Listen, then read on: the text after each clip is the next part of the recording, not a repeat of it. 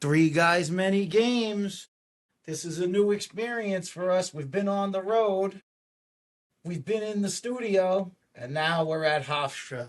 I'm Steve Sombrato. I'm here with Vince Sombrato and Rob, Mr. Chaminade Smalley. How you doing, Smalls? You got that right, Mr. Chum. I'm doing good after that big weekend So, of the Final Four. so we're here where we obviously coming back from the Final Four championship, where Port is getting set to play Massapequa right now. So we're rolling as we're playing. This is a new experience for us. But the last we left off, Smalley basically took over Gillette Stadium and had the box going all weekend. And what kind of tremendous games were going on there? You want to start us off with the Friday night? Yeah, no, there were so many stories. I don't even know where to begin, but basically the Final Four this year were like fourth grade teams. Penn State actually got into the Final Four, and they had a shot. Every team had a great shot to win it, I have to say. It was kind of so even, of course. But nobody could beat your team there, Stephen. Nobody could beat them. Kurst showed up in the second half of that final game with 6 goals. He did. He took over that. But start from the weekend. You were there. You got there. They had the two girls semifinals going that were cooking. And Yeah, we got there, the semifinals. You had Northwestern and you had BC, BC. They were very good. That's Carolina, Florida. But the rain the first day was incredible. I mean, it was scorching rain coming down so hard. I felt bad for the girls, but they had a good showing despite the rain and everything. I don't know if next year they're going to be together again, the Division One girls. Well, let's recap it a little bit. Florida was in the Final Four. They earned their way there. Fortunately, they had to face Carolina, who was a buzzsaw. And I think they had a 4-2 lead, and then I think Carolina ran off like 16 goals in a row. Yeah. The score was pretty one-sided, But the second game was great. The BC Northwestern game was back and forth. Northwestern looked like they had it won. Then BC came back. They went back and forth. Northwestern went ahead. And then right at the end, they actually had a chance to tie. They were down by 4 goals in the fourth quarter. They were down 4, came back, got to within 1, and had a chance, got a shot almost on the doorstep as time ran out. And then in the finals, Carolina, they just were too good this year. They had a great defense. They had a historic player in Chloe Humphreys, who, as a freshman, then won the Tewaaraton Award. Just 3 sisters there, 2 up in the Tewaaraton. 2 sisters. They just had a great year and deserved the championship. What do you think of the fact that, being up at Gillette, obviously even the men get swallowed up in that stadium, but the women seem to have a pretty good crowd. I think they said it was the most attended final or the most attended semis, both maybe, that had to be pretty good for the ladies' games. Yeah, no, I think all those schools have good followings, and they traveled up. Like Small said, unfortunately, for those 2 games, there was a lot of rain. But, they handled it. You got to play through it. That's what's going to happen. There's no guarantee of great weather for games. And, which rolled us into Saturday, which was, the marquee matchups of that day being Penn State versus Cornell. Cornell had just come off a tough game versus Richmond, and Penn State had a big win in their first game of the tournament. So it was what from that morning we hit. Smalley was in his glory because we hit the Penn State tailgates real early, and they put on quite a show. Oh, they're phenomenal. They emerged. Penn State has emerged on the market for lacrosse, and I mean, I had filet mignon and eggs. Forget it. For breakfast that day. Filet mignon and eggs. Imagine that. 40 years ago, you were eating sugar water and salt cakes, and now you're getting steak. Right. And then next thing you know, Smalley's getting called up to the front. He's getting called up to the bus. They were calling for the podcast guys, Right. The 3 guys, many games. Right. But past that, not only did they have a great showing of their fan base, Mike Ferrone, one of the dads of AKA, you know his nickname, what I gave him? You guys know his nickname? What's his nickname? Andre the Giant's son. Andre the Giant's son. He was loud and proud. He had his bullhorn going. He climbed on top of the trunk. I said he climbed up the side of an RV. He looked like a bear going. He's 6'6", 375. He climbed up on the, what do you call it? you call it, the RUV? What do you call it? I always forget these names. RVV. An RV. It's so sophisticated. Climbed right up on the top with a bullhorn at 365 pounds, like it was nothing, like it was a bear eating honey. You know what I'm saying? Yeah. That kid is really. Oh my And God. But they were very proud. The athletic director came out. no, on top of that, they passed the tailgate. The bus came in. They did a whiteout. Everybody was wearing white. Everybody wearing They were white, yeah. screaming, "We are Penn State" with Ferrone, and Smalls was leading the cheers even. And then it ended up, after the bus came in, we went back and they also hired a plane that was flying around. A plane. I don't know how long, how many hours, an hour at least it seemed. With the and banner. with the banner saying "We are Penn State" until the game. Now, did you hear what happened to? I don't want to bring up. It could be a little controversy, whatever. So they had one of the rich guys that they asked to pay for the plane. So it started off $5,000 to rent the plane. Okay. But the people at the plane didn't tell them every time you go around, it's like 1,500 to 2,500. So the bill. It couldn't have been. I'm- But that bill was listen to me. $100,000. No, I'm telling you. No, that, The guys they have- couldn't charge that much. Vinny, I'm telling you, they charge it. It was at least 25,000. The guy was arguing with him. What do you mean you're charging me for every time the plane goes around? Well, it just showed the enthusiasm they had. So then from there, we hung out with those guys for about an hour or so. And then we moved over to the Cornell tailgate, where obviously, we have a lot more people that we know related to Cornell, especially that Clay. Oh, you got Liz Rock. His we name had- Joe we had Lizio. cooking up with a bunch of other guys, and food was off the hook with the food there. But what was nice to see, you had guys from all eras going back to the last doubt. championship. Since 1960, you had, They yeah. hadn't won since '77. Mike French was there. Levine was there. John Levine was there. It just was Very special. they were just clamoring to get, to that finals and hopefully win it, because like I said, it's been 48 years, way too long as far as they're concerned. And so we knew that we were in for a special day. You also had, of course, then you had a great game coming with Syracuse and Maryland. Their fan bases showed up, turned out. Mike Leo, Spallina. I mean, that's like a dynamic duel next year. You couldn't. Let's say this. You couldn't have four No, better teams to be in the Final Yeah. Four. I mean, Gary Gate, the fan legend, bases. coaching Yeah, it against was- Tillman, two of the greatest guys in the game. I mean, So when it came down to it, you had that first game where Cornell ultimately took Penn State down, but Penn State really hung in there. I mean, Penn State did well. and Great they game. had a defensive plan for Kirst that held them down, Yeah. where he didn't make a point. Basically First time in his career. time in his career got held without a point, Yeah. which is amazing. How do you pronounce his last name, the coach? Tambroni. Coach Tambroni. There's another Italian name you're giving me Yeah, here. that's it. Is it I or an O at the end? And I. Oh, Jesus. You So guys then are the. It's a basic philosophy, but they were just basically like anytime he touched the ball and started to move towards the goal, they were coming with a second and maybe Yeah. a third. Yeah.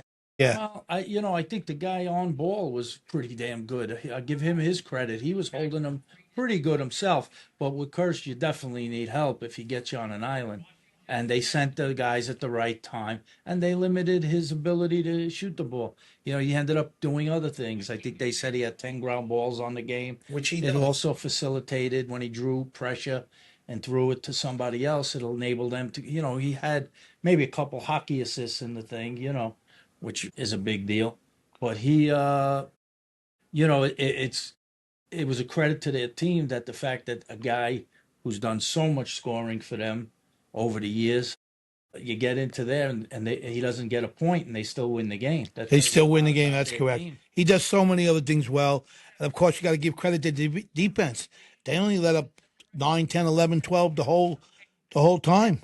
And your man Ryan Goldstein did emerge in that game. Oh, Goldstein, listen, it's a team game, but Goldie, man, he came to play. He scored at trivial points in the game. He's 100. Trivial. I don't know. Thank you. I muffed up that word. That's a Levittown word, man. Captions It has like come up. it has like 3 S's in it. No, back to Goldstein. He lit it up. 146 pounds, 5'7". The kid is fearless. He's a sophomore. He's We love Timmy and we love to give him the business. I was giving him the business Friday night that everybody was telling me that Ryan plays exactly like Timmy, except that he's tougher. Do you know who the wife is? Did you ever meet the Yeah, wife? of course, Tina, the star athlete herself. That maybe that's where he's actually. When you look at Ryan, he to me looks more like Tina, yeah, than Tina. she was a 3-time All-American. Yeah. I mean, come on. Her father played the Holy Cross football. What a tremendous family. I loved it. Port's finally got the game going here. We've been Yeah, 6 minutes finally into the broke game, the and we ice. finally 6 minutes got in. an icebreaker. Porter scored it. Yeah. By the way, fans, we are at Hofstra right now recording the game in one of the suites up here. It's one of the beautiful locations we have on Long Island, still for lacrosse. It's the Mecca. It's the Mecca of lacrosse, yeah. So Maryland in the second game, they did what Maryland does. They grinded out a game. Their game plan was fantastic. The faceoffs were fairly even, where some people thought Syracuse might get a big edge there. The goaltender was terrific for Maryland. Syracuse had their moments. It was a game, but it was like water hitting a rock. Sooner or later, it was going to break it open, and they just couldn't stay with them. Ultimately, Maryland put them away, and The defense for Maryland in that game was outstanding. Yeah. And the goalie, Syracuse has played so well recently, moving the ball. If they had possessions that were good enough to get a decent look, then you had to get it past McNaney, and that's Yeah. another problem. yeah, That goalie played the best I've seen any goalie play in the last 20 years. He was stuffing players, literally just stuffing them down the line. I mean, And when Maryland plays you, what also happens, it's like, and it's a little bit of I think Coach Tillman's style. They get up on you, forget it. He starts to figure out how many possessions are left in the game, how much they need to hold on to the ball, and every goal after that is like he draws the game down. He don't shoot until there's 8 seconds on the clock. right.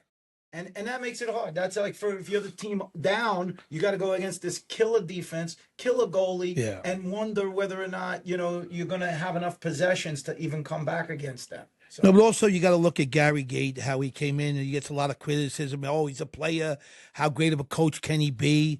He got him to the Final Four in 3 years. he did. Maybe he's not getting the credit that he deserves as a coach. Maybe we're leaning on him as a player because he was so great, and now he's a pretty good They've coach. been nothing- he's not playing in the game. They've been nothing but an upward trajectory Yeah, since he yeah. took over. Did they have tough moments? Yeah. We just saw a big hit, but Yeah, they call it. you got to push. You got to push from behind. Eddie Yeah, it looked Wallace, like it. the It ref, looked like it. buddy He- Eddie Wallace. help. It definitely was a push. I don't think Brendan Brendan was a Wallace little saw slow it, there on but that Eddie one. caught it. He got launched. By the way, we need just a quick thing here. It's still 1-0 Massapequa, right? 1-0 Massapequa. No. I'm sorry, Port Washington 1-0. Vinny and Steven are from Port Washington. They got the Port blue they're wearing today. We got a few nice. So that game, when Maryland pulled away, it set up the showdown, for Monday. But let's even go past that, because me and Vinny had some commitments. We had to leave. We left, and Smalls stayed. So I got to give Smalls the mic on the aspect of what happened the next day. Now the Division II game is happening in Adelphi. No, hold on though. So then we come to Sunday. That was the Final Four. That was Saturday. Now we come to Sunday, and we got the girls in the finals with Northwestern. What a game that was.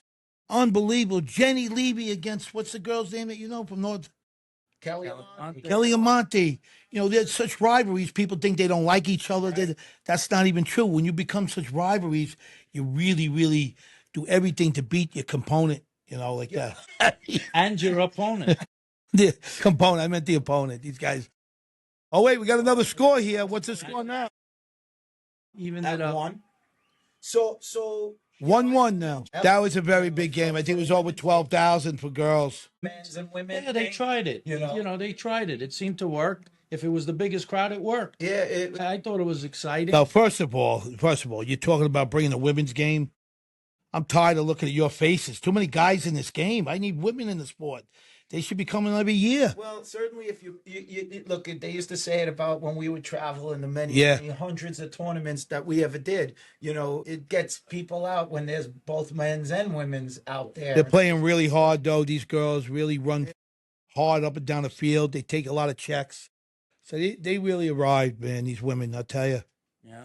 So Carolina ran the table, finished undefeated. Congratulations to And Carolina. you gotta, That's the first time any team's ever been undefeated. Yeah. I don't know about that. Yeah. I don't think No, so. some of those Maryland Yeah, teams. no, that, Not I for think there North was Carolina the first time. maybe North Carolina. You said, oh, nice shot. Port just went up. Nice, 2-1. nice Jacob A pass. Nice. Yeah, so it was some weekend. So you got Sunday. So then you had that game. Then you followed that game. The next game came with Delphi, another Long Island team. Good friend, Gordon Perry. Gordon Purdy. Yeah, going we're to giving you a back-to-back. shout out. Yeah. God bless him, man. He won 2 in a row. He's What a there game 35 that was. years. He's there. Back and forth, 1-goal game, 2-goal game, back and forth, gets down to the end. I don't think that game was more than 2 goals the whole game. I don't think so. It was but teetering back at and the forth. end of the day, the Tampa has the ball. They take a shot. Goalie makes a save. There's a scramble. Coach makes a coach's decision, calls a quick timeout when his team gets possession, gets it in the stick, but the guy turns and shoots it in the goal, which would have been the game winner. They said no goal, right? But they call timeout. They call Well, timeout. listen, they can't beat the guy up too much. No, I'm not It's beating him one of up. those I'm just plays- saying that's what happened. It's we know. bang bang play, Yeah, and that's what but he decided if to you do. ask me, and I don't know this to be the case, you know how this happens when you're coaching. He might have told the referee, if we get it, I want the he might. timeout. And then the guy calls the timeout on the scoop. Because the way that ball kicked out, It was a loose ball. if he saw that ball kicking out to that guy, maybe Nobody knew. Nobody knew. There's no answers for that. He's not at fault. This, Yeah. Smalls. If that doesn't happen that way, and he just happens to call timeout just because they got the ball and they draw up a play and he scores with 1 second to go, he's the greatest coach since Bill Tanning. So you get the glory on if you get the decision right. In the end of the day, it just didn't work out that way, and I don't think they shouldn't beat themselves up too bad on that, because that can Well, happen. listen, that happens, but you still got to play on, and they did, and it went into overtime, and So Delphi made the came play. through, and the Guy fans made were so He happy. made a beautiful sweeping goal to win the game. He made a nice dodge, gave a little hesitation, Back to took back. off and shot. So you had back to backs, and Now he's facing three-peat. now- Can he? But then you had the game after that, Tufts. Oh, Tufts, yeah. And Tufts comes on, and they're going for back to back, which Did they you stay for tough Smalls? Yeah. Say, look, I saw the kid. I saw the owner's son. The owner's son, Kraft, the Dan Kraft. family, the Bob Kraft family, owns it. His son owns it now. and they got a son on Tufts. He came in the suite. He Bob came Kraft's up there with, grandson. he came up with Billy Barroza. He was up there in the suite. Bill Barroza, the king of Boston. Now. Billy Barroza. Billy, it was great seeing Bill up there. It was great seeing him. Yeah. So his son scored 1 goal. His son's not really a starter, but they put him in and out, Yeah, but they won pretty easy. They lumped up that team. So now it was the big showdown for Monday. Maryland, Cornell. And fittingly, they complain about the committee, the picks and all of that. It was number 1 seed versus number 2 seed. Exactly. So I guess they got it right, if that's how it ended up, right? Well, I felt good. Look, I played with the Cornell guys in the Rusty Red for so long.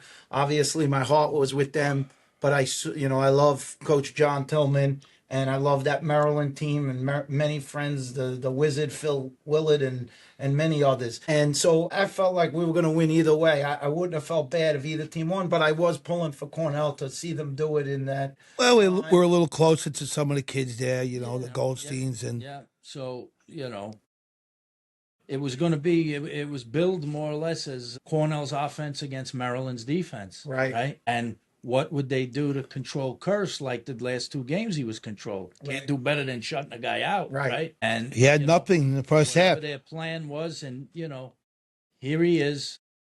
Maybe you wonder, as great a player as he is he starting to second guess himself on what he could do or how he should do it? But he didn't lose patience with it, even though he didn't score in the first half. It was 6-5 going at half. Right. So he had And to and, score and, it. and Tillman He had just to score it, listen. and the defense was tough, and the goalie was great, as Small said. The goalie made every save Goalie's he had phenomenal. to. And then you had a breakout, But that Did you first see half, anything, Vin, when he made that first, and it was like a sweeping across the front, he bounced it in. Did you sense like where it was like an exhale, like where he's like it seemed relaxed like a bit? it seemed like, okay, I'm back, Right. But I don't think he gets too phased, to tell you the truth. I think he's just a grinder. I think he just keeps playing. He forgets about the last play, looks to make the next play. goal. He had a big play in the He had a big play in the. I want to know In about the, that kid after the parlor. How yeah. good is he? Good? Pay attention. Go ahead. Go ahead. Pay attention. What do you care? You're talking. Go You ahead. always have to do this. Go ahead. Go Why you ahead. got to do this? You're on the thing. You got to start talking over All it. right. Go ahead. He gets scolded. Oh, he does it all the time. You're paying attention too long. Go ahead, Smalls. What do you got to say on that game? No, the first half it was 6-5. It was a total defensive game in the first half. Holstein came up with two big goals there. I mean, he lit it up. I mean, the kid just turned around as a sophomore. I thought in the last 5 games he played as good as anybody could ever play to get them there. Everything was a 1 or 2 goal game. I mean, it was phenomenal. I was, to me, I felt like that Maryland might have let some things slip with, letting Curse get off like that after he had gotten maybe 1 or 2 of those goals. But they just, the thing about Cornell is they're like much like Maryland too. They smother you with pressure, and the one thing Maryland does is they want to get ahead of you. And if they get ahead of you, that's when they really put the pressure on you. And Cornell always stayed above water and was always ahead. And it seemed like when they finally pulled ahead by a couple of goals, those couple of goals seemed like it was 10 goals at that point. It did, but yet, with 7 minutes left, it was a 10-9 game. Maryland clawed their way right back into the game. It was 10-9. They had some momentum. Cornell just kept thinking about the next play, and Maryland made some very uncharacteristic Maryland plays. The offsides when they were clearing, three pass, throwing the ball over guys' heads. Yeah, that's not winning lacrosse. You're in a 1-goal game and you're going to have 4 turnovers in your clearing game. You're not going to win. I mean, you're limited. You took 4 possessions away when you're in a 1-goal game, and then that might as well be a 3-goal game at that point, because if Cornell gets the next one, there were 6 turnovers within 2 minutes of the game at the end. I think that's a little bit, you got to really credit Cornell's pressure. They really push into these mistakes. To me, you make a mistake coming out of the box, the defender getting a little pressure. Listen, one of the goals that got him going too, Kurtz made a play on the ride. Remember, he intercepted a pass on the ride, threw it down to Goldstein, who made a beautiful shot, lefty. Right. That was a giveaway goal. You don't see that from them. And honestly, that to me is even like more of a juice goal. Like that works against you, where you're just like, that was a real killer. But like I said, they even came back from that, you know, and yet I think maybe there is something to who plays the second game. What do you think about that? You think who plays the second game? On Saturday.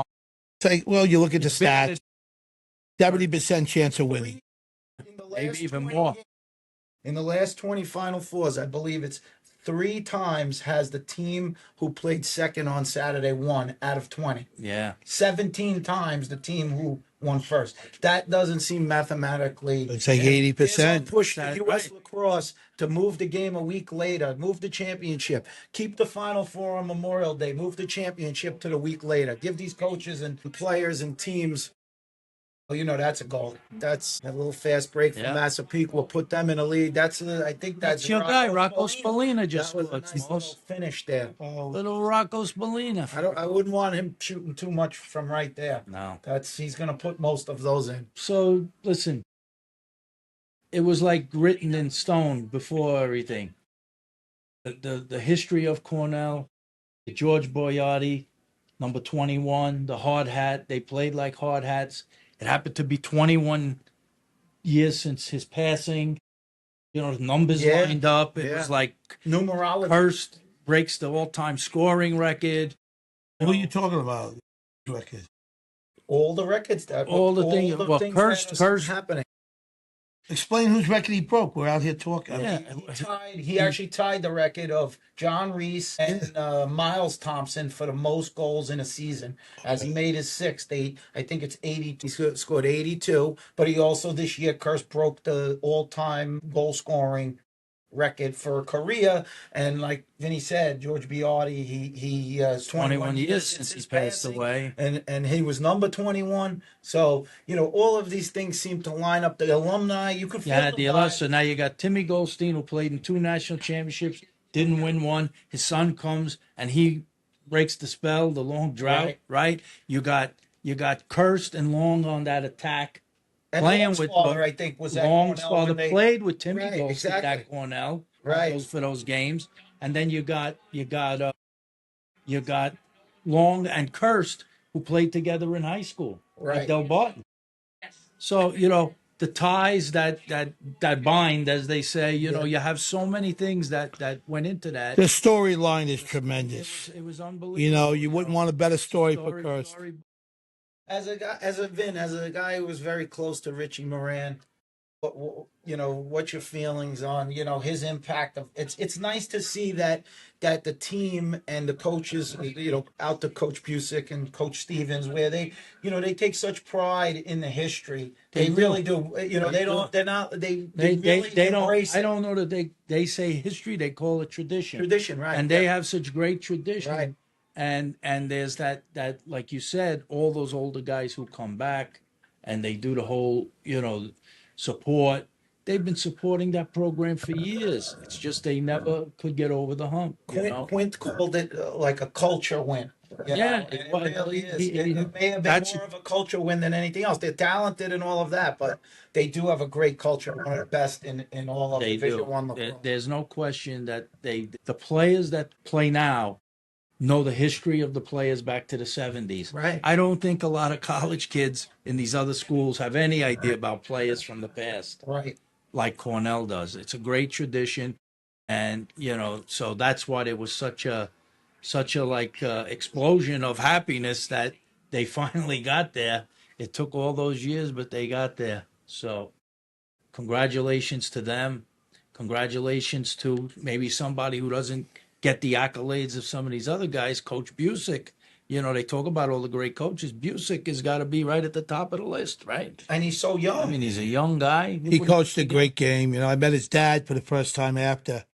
His dad, you see the joy on the faces of these people that never won, and the coach and climbing the ladder. Hard to win. Doesn't matter, coach. It's very hard to win. He seems like a lifer to me too. I could never see him going anywhere else. Yeah. No. Why would he leave? I mean, I could never say. Well, hold on. But it just seems like he loves it there, and You put $1 million in front of his face, he's going.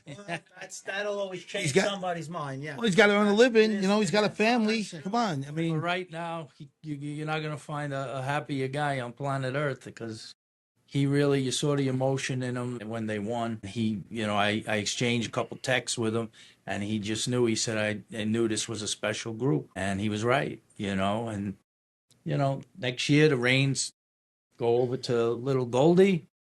He gets to have his shot now with Kirst out of there. He'll have to be the alpha guy. Not that he wasn't this year. But now he'll have to. he told me, Goldstein told me, it was a nice, I shouldn't share it, but I got to do it. I got to share it to the fans, though. He's such a humble kid. We were out to dinner the night before, and he has some type of, when you can't eat, I don't want to say a celiac. Like you say, yeah, something when you can't eat milk or something, you can't eat. So what he's such a humble kid, he doesn't want to tell the coach, listen, I need something special to eat. So the kid didn't really eat. So we were able to get him a dinner the night before at where did I go? What steakhouse did I go to? I went to Capitol Grill, and they have food where they serve you for people with celiac. It's crazy. He had a certain vegetable and a certain steak. Oh, maybe. So Smalls is getting. Oh, I like to take the credit for. yeah. Listen, like the other thing we have to give congratulations to is the college season ending also ended the season of picks. Winner of who the did picks. win? I don't even know who won. The fans won the Fans. picks. Congratulations to the Fans, fans. you All right. They won the picks 3 games ahead of me and Vin, who were tied, and then Smalley, I think you were 3 or 4 behind us. You started off strong. You guys bamboozled me during the year. Bullied me. You guys were bullies. If I would have won there, you guys bullied me. Oh, it was terrible. That's not true. Well, listen, I'm going to say one thing. A lot of great lacrosse, exciting games. You got 2 teams that repeated. You got 1 team that didn't win in 48 years. You had a return to the Final Four of Syracuse. You saw a Penn State team that maybe did more with less. I don't know that they're less, but they only had 3 All-Americans. To these other teams had 8 and 7 All-Americans. They only had 3. Their highest All-American, I think, was third team, and yet they were right there. Who was third team? I think Trainer? Trainer, yeah. Yeah. So I think 2 guys maybe with third team, and then they had 1 honorable mention. But He's great, you know, Trainer. If he stays healthy in the pros, his upside is so big. he had his first game in the pros Yeah. Oh, how did he last do? night. He had a hat trick. What? One of the few guys, rookie game, first game, he had a hat trick. Wow. So that was pretty impressive. The father, the family's a very nice family. I got to meet the dad and the mom. I mean, Well, we're gonna touch on. I want to touch on a little bit of the pro thing, but before we go to the pro thing, finishing up the college, what would you say if I said to you now? Let's see. If I said, okay, it's the way too early top 5 for next year. Who do you put as your top 5 teams for next year? Now, oh, there's no hesitation for me. Syracuse has got to be number one with the returning players and all the draft picks. They got Spallina and the dynamic duo. I mean, they get good goaltending. They're right in the Final Four again. Like that. I can't see anything different. I would have to put. Wade Tillman coaches. I can never count him out, so I put them in there again. Let's see, who else do I put in there? I'm gonna put my team from over here, North Carolina. Wow, that's that's a great. step up. That would be a step up for them. Yeah. So Yeah. you're expecting big things from. Oh, I'm expecting big things from Carolina. And I got a good friend of mine. In the booth today. I got a good friend of mine, Dougie Hall, who's here today. We got a legend of North Carolina. Dougie Hall's in the banks. Dougie Hall. Never gets the credit, Dougie. Never got credit. 2 national championships. He won the first 2. Was it 80 and 81? When did he win them? He helped them to break. And Jamie Allen. We got to mention that name. Exactly. Long Island, Levittown legends. Yeah, they were down there when nobody was there. When Michael Jordan was playing basketball, these guys. Nobody knew where the school was. So there you go. You get From up here now. So you got Syracuse, Carolina, and Maryland. Maryland. Let's see. I'm gonna have to. Cornell's got to be somewhere up there, 4th or 5th, like that. I like Princeton too. Believe it or not, I really like Princeton. They're losing a few guys, but not that many. Right.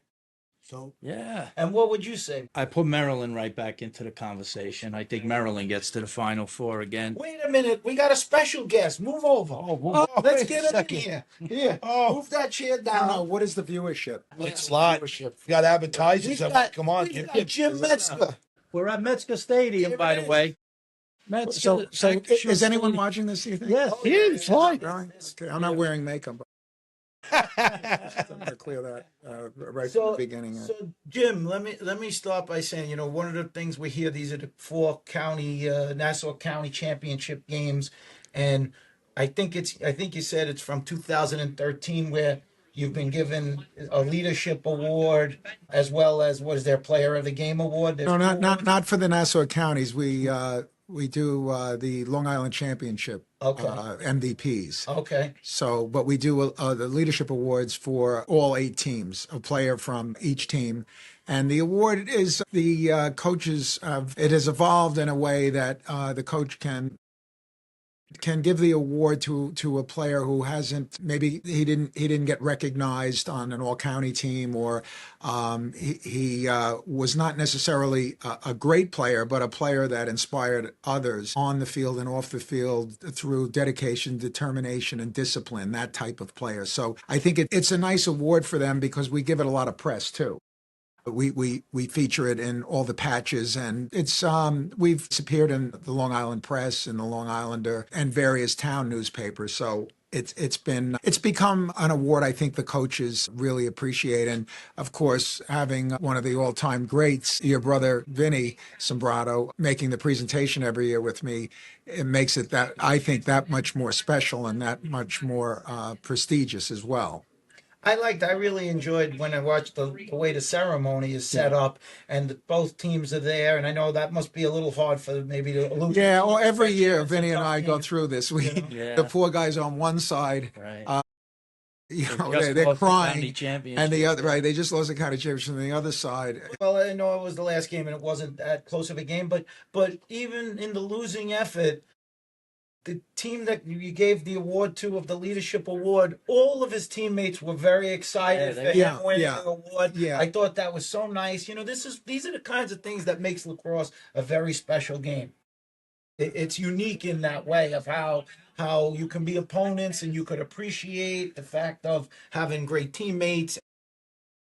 It was just nice to see how that was set up. Absolutely. And I think for the coaches, again, if they have a player that really has put forth great effort and is a great teammate, it's an extra award. And I think almost invariably it is a player. The award winner is a player that's well liked or respected by his teammates and the coaching staff. So and it's always in the players' bios. I see it in his college resume, for his high school or personal. They almost always mention that they won the award. So, and we enjoy doing it. And now Jim Amon has shortened his part. We used to give out 80 medals, or not that we mind, but it was a long ceremony before. Now we're almost a feature. Yeah, it's a and sweet thing. yeah. And I'm not sure the other one, Ben. I should know. We only do it every year, but they give two The York awards. County plaque. They give the York. Well, no, I think they give the championship they plaque give and the then the runner-up, championship plaque and then the runner-up, right? The runner-up, And yeah. then they Jim actually said a few words about us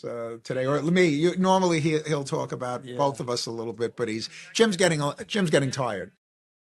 He's been out in the rain all week. Listen, the truth is, it's guys like you, guys like him. They make this worthwhile. It adds so much for the players, for the fans.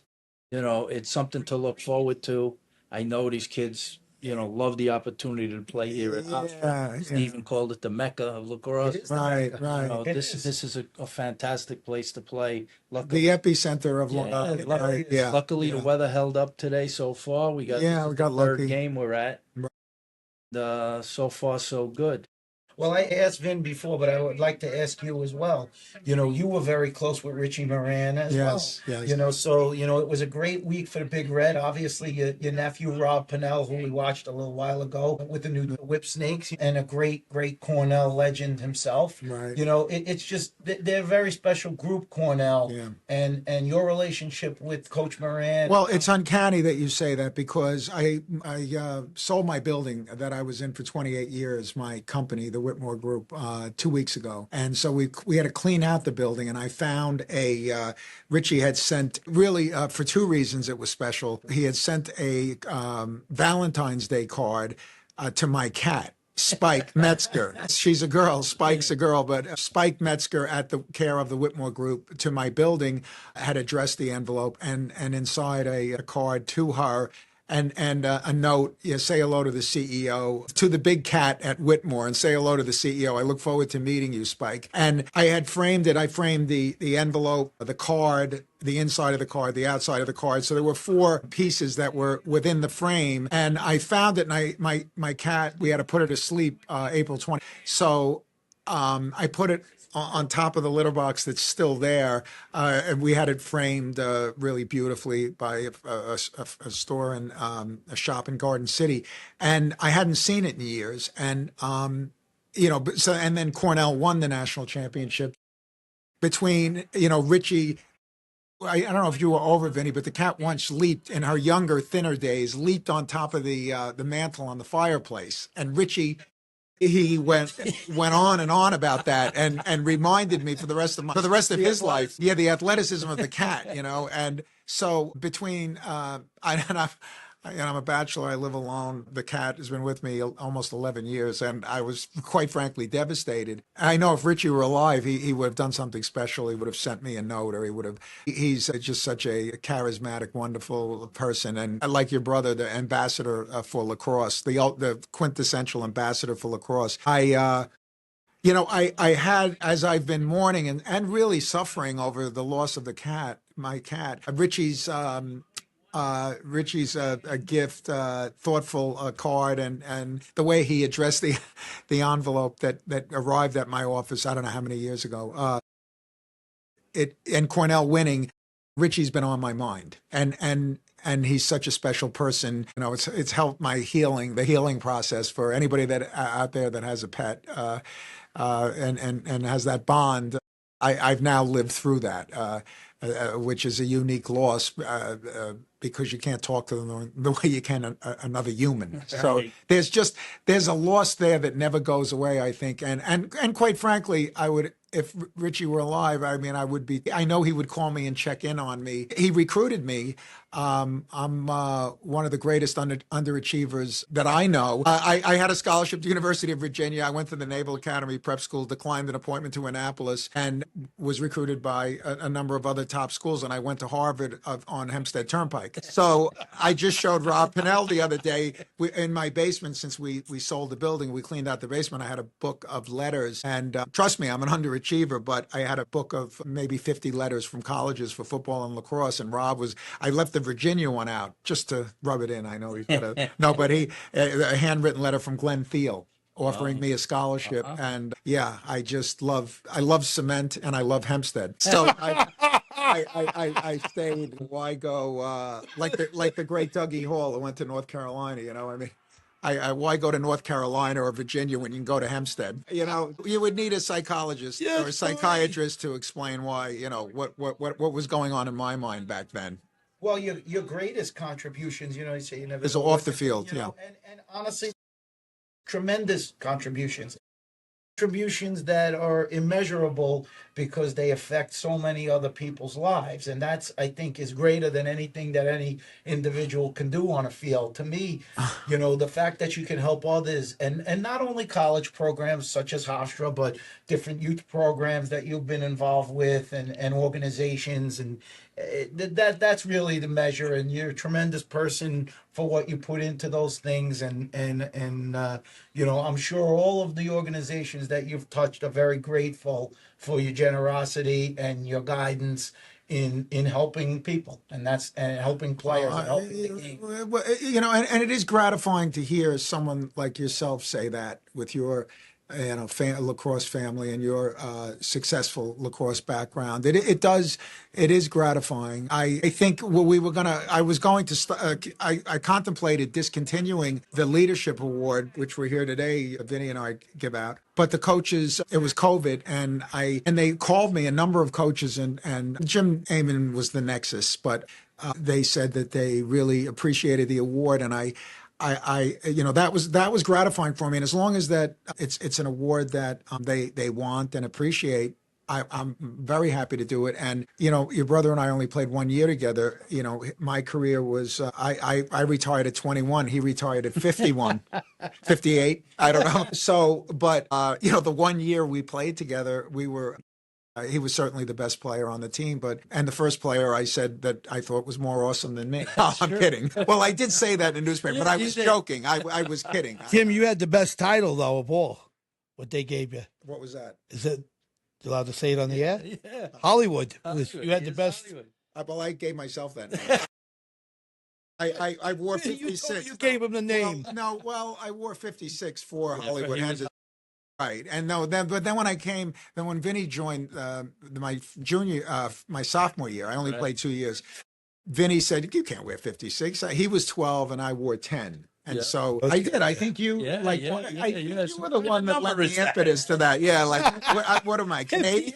I'm not Canadian. Nothing against Canadians, but it was more like a Canadian number. Closer to Eamon McEnany than he was to Hollywood Henderson. Yeah, well, that's what's great about the sport. I don't know about that on a few levels, unfortunately, but I would actually disagree with you on that. Maybe I played X and I was quick. You were a great player. Oh, you would have continued. Weren't you guys number 7 in the country one year, Vin? No, that was that was his sophomore year. Oh, sophomore year. Yeah. We beat 3 teams in the top 8. Vinny's my sophomore year, and Vinny's. We had a similar record to the 7th ranked team. Yeah. And a similar season. We lost to Penn. If we won that Penn game, we might have gotten. We might have. Yeah, we would have certainly been a lot higher. Would have had a lot higher ranking. But no. And Stephen, honestly, if it were not for Rob Pinnell, Vinny and I didn't see each other for really 20 years. And when Rob went from good to great his junior to senior year, I didn't know anyone in lacrosse, and I didn't. I would go to games and I would talk to people, and they would say, "Well, what do you know?" And I'd say, "Well, I played, I Well, you had more some than played. success. You were the Ennis Award winner, best player in Suffolk County. Yeah, but they didn't know, Senior they didn't year. know that really. Yeah, They you were an All-American in college. yeah. So, maybe they didn't know it, but Right. those who followed the game knew it. Right. But Vinny came out to watch Rob play one day, and that day we made the decision he was not going to go to Quinnipiac.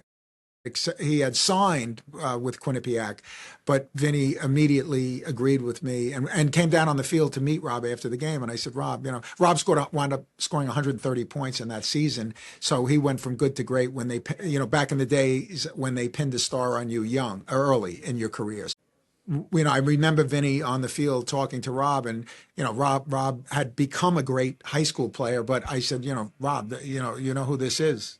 This is, four-time gold medal winner and one of the greatest players in the history of the game, with whom I played 1980. So it was a special day. I still remember it. Yep. It was a nice day in Smithtown West, and then Vinny and I strategized with Rob's future, and we wound up thinking prep school was the way to go because he couldn't get a release. He never got the release from Quinnipiac, and Ivy Leagues don't have to. They can assign a player without a release. So Vinny called Jeff Tambroni, and I'll never forget. Vinny Tambroni said to him, "Well, who would you compare him to?" And Vinny said, "Me."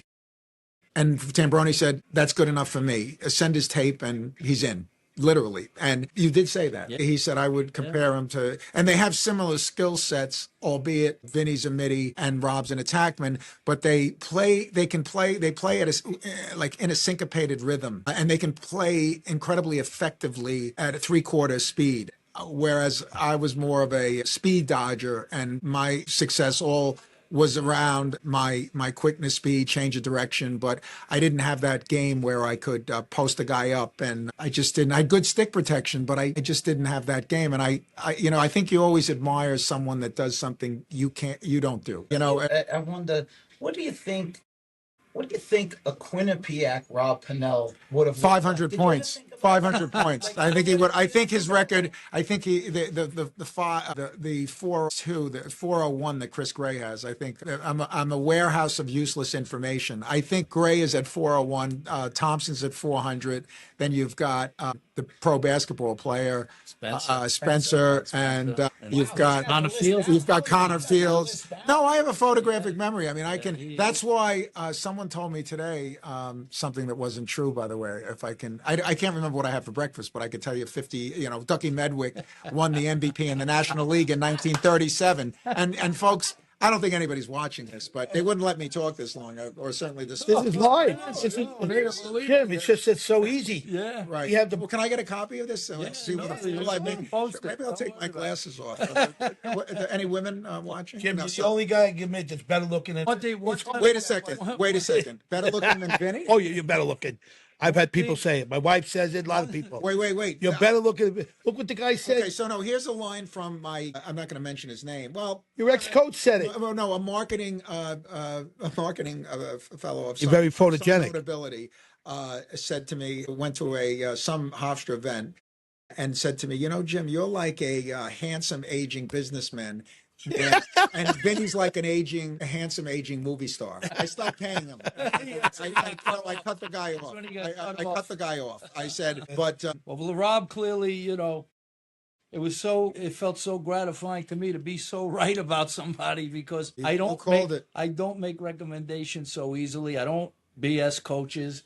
If I make a call to a coach, it's because I really believe in a kid. And the funny thing was, I think the first person I actually called before even Tambroni, I called Bill Tierney, but because of the letter of intent and that whole thing, Right. He was worried about getting entangled with that. And I remember the conversation at the time. He had two attackman cousins. They were McBrides, who were excellent, really good players. Yeah. They were good players. I think one or maybe both might have been on All-American. For like a fifth year, I think. That I don't remember. I think you're right. Yeah, but they were good, very good. And he said, "Well, I got attack. I got the McBrides." And I said, "Pennell's better than them." And he goes, "What?" He said, I said, "Did you ever see him?" And he said, "I think I saw him once." Yeah, I know. I know who said today. Excuse me. I'm not gonna say it on air, but I'll tell you guys. We saw someone today that I said, "You set the record." at a major college that was in the thick of things this year, and I'll tell you off screen. And I said, that 13 still holding up, and he said, no, it was 15. It's not. No, No, it's 13. 13. You were right. No. I'm telling you. Yeah. But he had to say 15.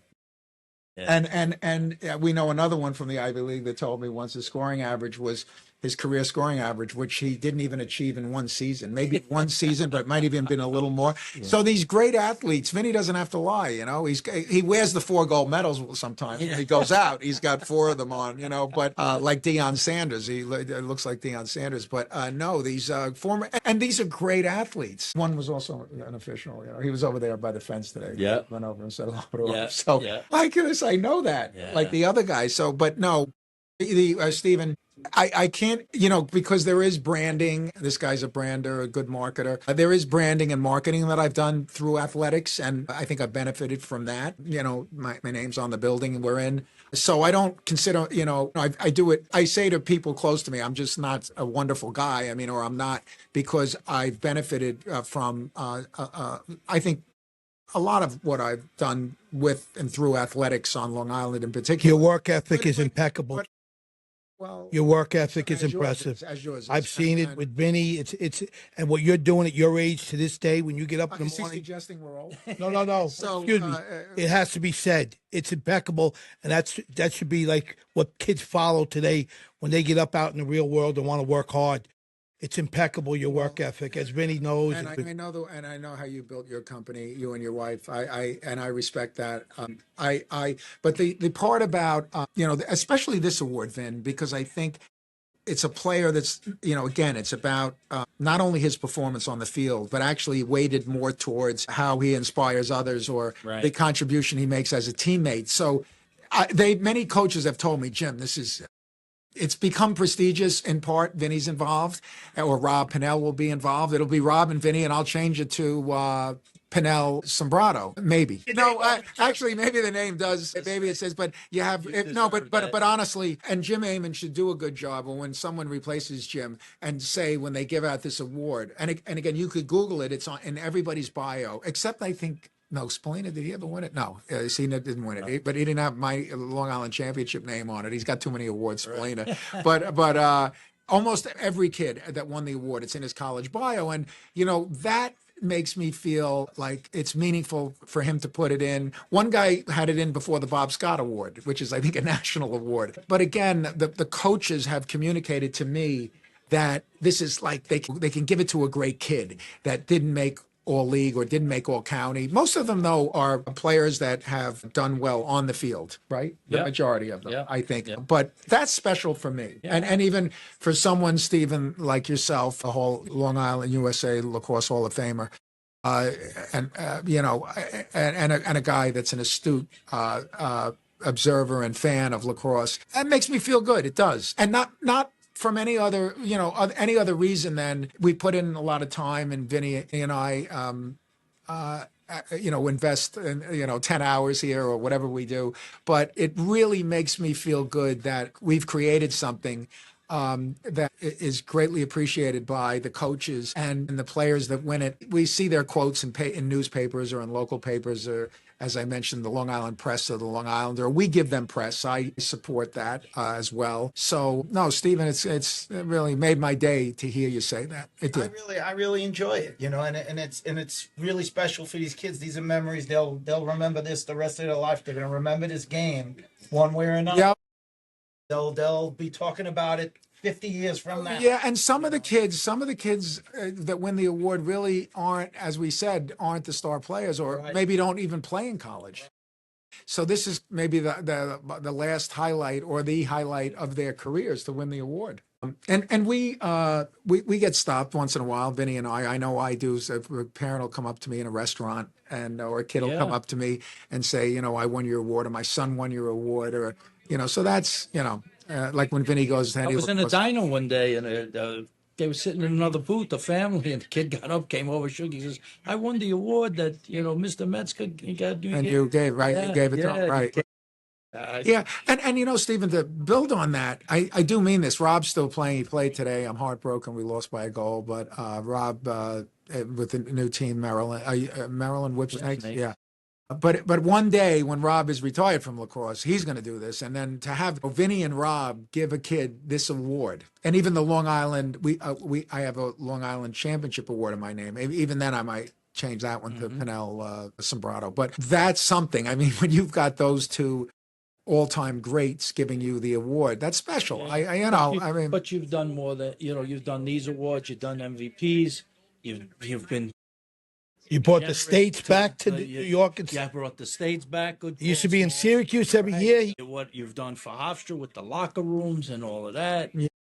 You've really given so much back to the game in that way, and it's added so much value for a lot of people, and they appreciate it. I will tell you that they do. Some who haven't even met you, they always mention your name. No, to me, and they it's appreciate gratifying. it. They really You know, appreciate it. the Army And coach said it and today. The Army and coach said yeah, it. And in that vein, I got to shift to something that we do shout outs at the end of the show, but I'm going to give my shout out to a combined shout out to you, Rob Smalley, and Cheryl Smalley, because what Rob and Cheryl did this past weekend for 4 days up in Foxborough, they were the hostess with the mostest. Cheryl, they did everything. They entertained as many as 300 people in the box. Right. I mean, people came and went and this and that, and he was out to dinner and took people and tickets and tailgates and everything.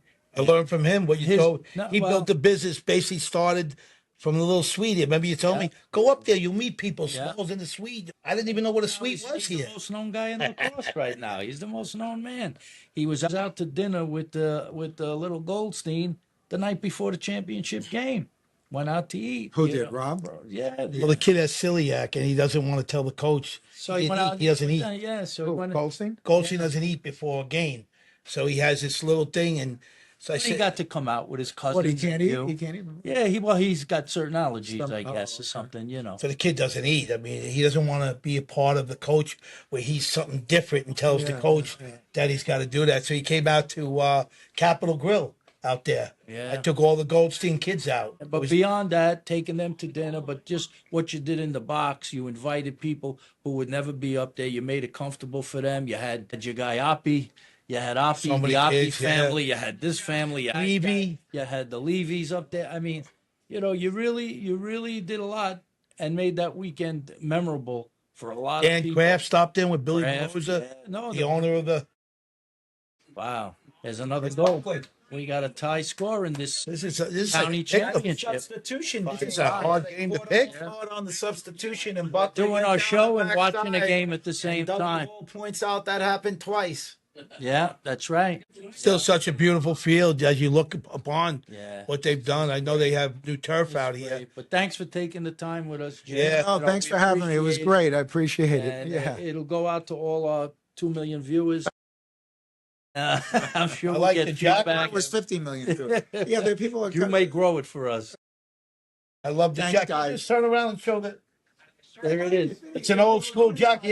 Johnny Elmo criticized Yeah, it he today. thought you had it since 1980. It's a vintage Hofstra lacrosse. Okay, Thank you. Thank you. Thank you very much. So no, but I wanted to make sure while he's here, because of what he's done, that you also Thank you. done. I feel maybe you gave me an accolade. That's very Yeah, hard. so I give you accolades. So now I got to give you the bad news.